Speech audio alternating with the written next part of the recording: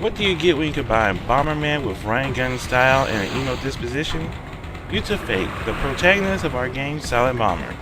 While the name contradicts itself, this comes from the minds of CyberConnect 2 and published by Bandai for the PlayStation 1 in April of 1999. 7 years ago. Well, Yuta's a super soldier that's a bomber, and he's part of a special group that's made out of other criminals and outcasts. Your mission is to take out the defenses and disable Dante, the Star Destroyer, Space Dreadnought. How do you do this? Well, of course, with bombs and blowing the shit up. More than a killing machine. Since this did arrive near the end of the PlayStation's life cycle, the graphics are great. There's some minor clipping issues with some of the cutscenes, but those are minor. The out-of-game cutscenes are good for the most part, except for some of the character models for the villains. There's very little music in this game, and you really won't hear it most of the time since you'll be causing so much collateral damage that you won't even care.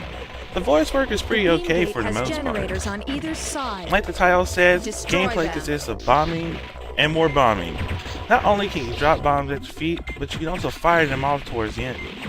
When you start, you don't have many bombs and they don't have much range. But as you find more E-chips, you'll be able to power up your range, number of bombs, and even reduce damage. There are targets nearby.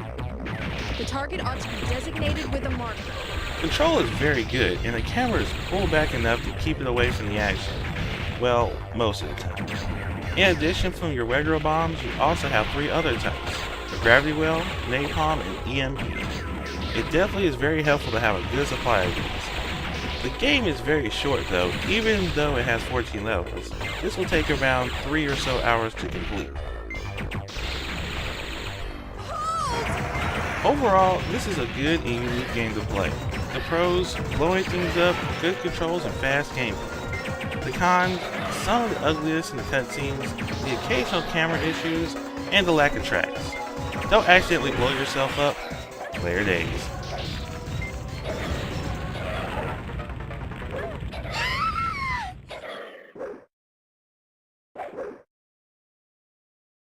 Is this really the end?